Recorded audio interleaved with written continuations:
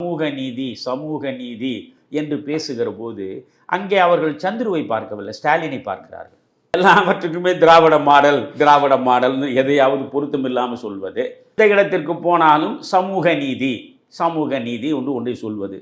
சமூக நீதி என்று 3 வருடங்களாக பேசிக்கொண்டிருக்கிறீர்கள். ஆனால் அந்த புதுக்கோட்டையில் இருக்கக்கூடிய அந்த வேங்கை வயல் என்பது ஒரு சிறிய கிராமம். அந்த கிராமத்தில் நீங்கள் கழுத்தில் எச்சில் துப்புகிற ஒரு சூத்திரன் அது மண்ணில் விழாமல் இருக்க வேண்டும் என்று கழுத்தில் பானையை கட்டி கொண்டு போனான் 1930களில்.